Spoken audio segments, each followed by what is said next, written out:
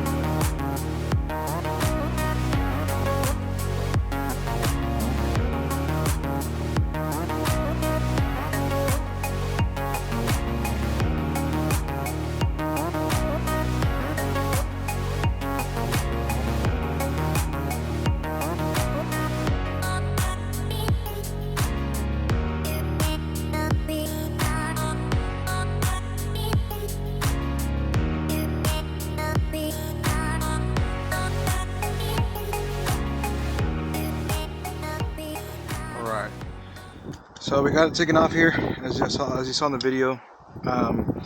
Remove the negative first, then remove the positive, and then we can remove all the other positive stuff as well. And then there was a clip here where it kind of clips into the rest of the battery, whatever you want to call it. And there's a little screw back here. Let me take the fan off here. It's right back here. As you can see, I'm gonna need an extension. Little buddy here, just to make things a little quicker.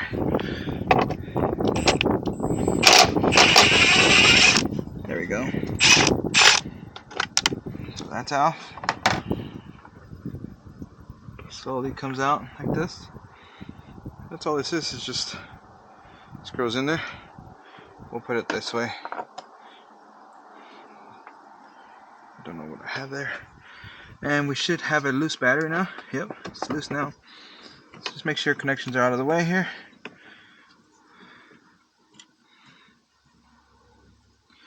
And this is the hard part because this is a 56-pound battery. Probably actually a little less, but still it's a heavy battery.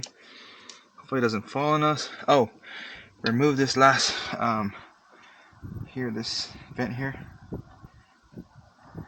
Remove that there.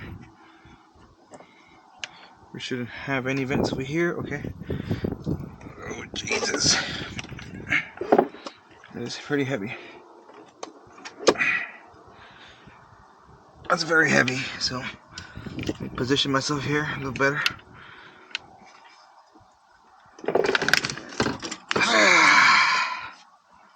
Jesus Christ. Oh jeez. Okay, just to give you some comparison, this battery matches up perfectly fine, lengthwise, height-wise, and the other way. The thing about the FOMO Co one is this is the 850 cold cranking amps. Let me see when this was. I'm curious to see when this was manufactured, but whatever, no matter. We're gonna go ahead and switch our vents from this side here. Our cap goes here. We're gonna cover this side because the vent is on this side. And actually, I did want to test something out. Let me check something. I did want to check the voltage. This is obviously was previously charged, and I let it off for about, I don't know, 2 hours. So let's look at the voltage here. 12.39. Okay, and that's a solid 12.39. 12.9. So, I mean, I can kind of already tell you that this battery, I mean, this has been in transit for about 3 days already. This one was just charged not too long ago.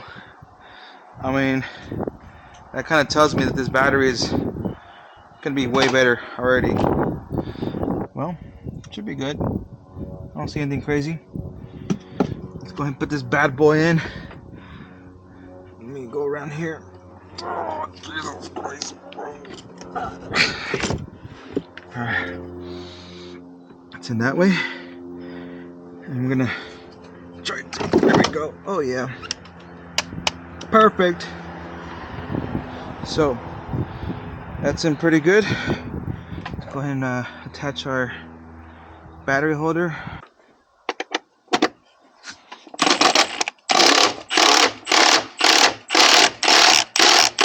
Alright, got it tight right there.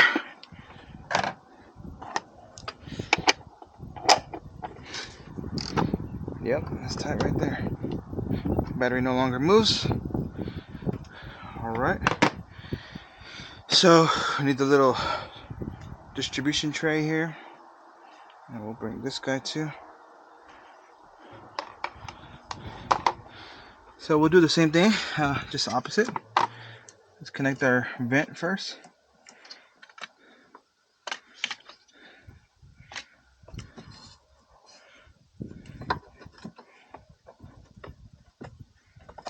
Alright, that's the vent. Go ahead and put our little tray down here.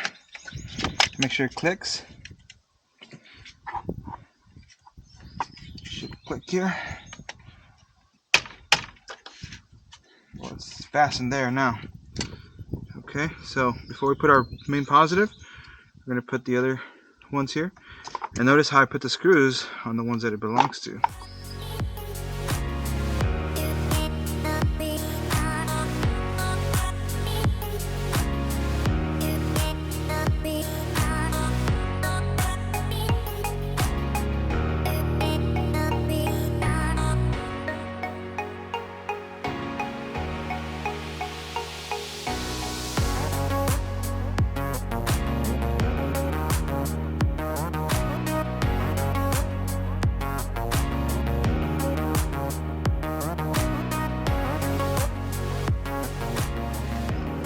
And this goes in here. Remove this last one here.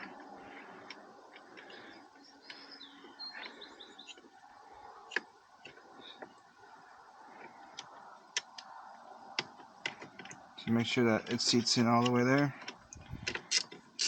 before we tighten this thing down.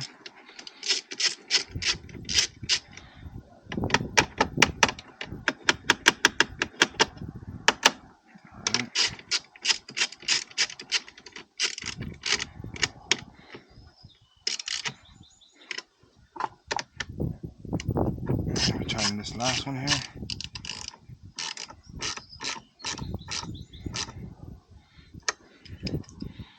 Okay. Then I'll bring this guy over here. Not too sure. I never used this, so this is kind of never been on right, but that's cool. Keeps it from getting corroded, and that's kind of what we want here.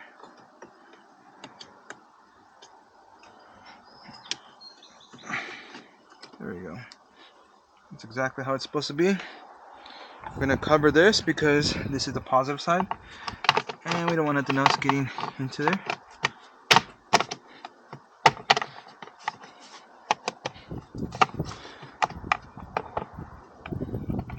Where are you at? That goes in there. There we go. So that's locked now. Now we're gonna do the negative side. Very careful here. And we got a beep.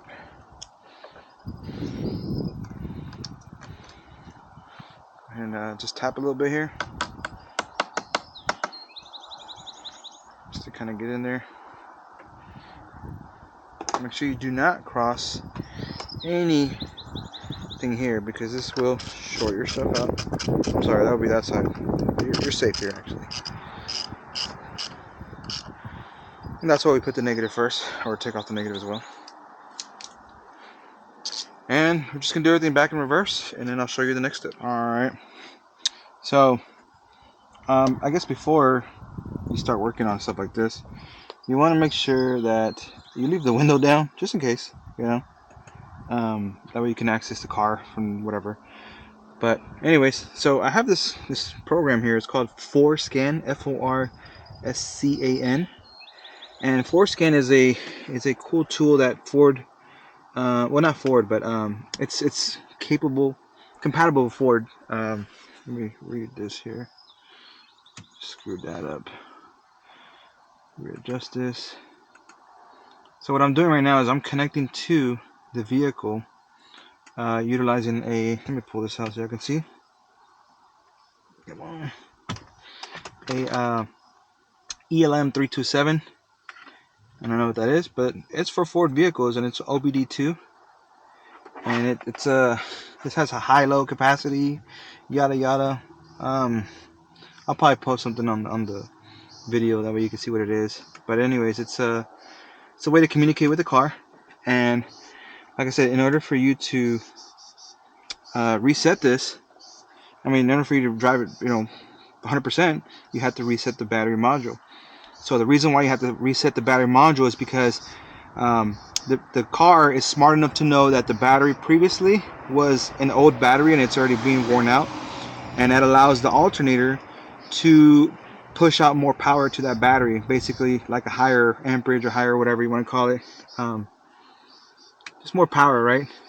And if the car doesn't know that the battery's been swapped, then it's just going to keep pushing that extra power more and more and more, and that's going to put a lot of stress on your alternator, and then also it's going to be overcharged from the battery perspective.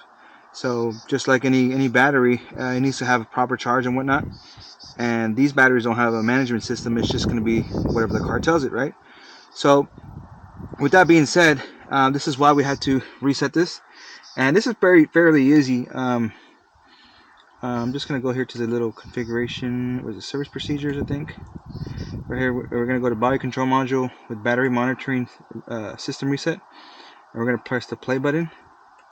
And it's going to ask right here, perform the procedure in the following events where battery is replaced. So we're going to push OK.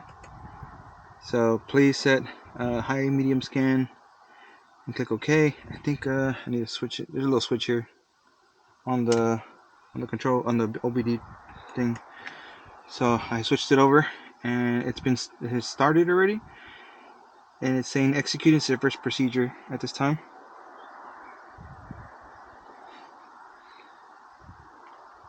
So I'm just waiting for it to okay, turn the ignition off. We're gonna turn the ignition off. We're gonna press OK. Please turn the ignition on, but don't turn the engine. Okay. And push OK. And that's it. So it says here, service procedure completed successfully. So we're good now. And that's it. I mean, this is pretty simple, like I said.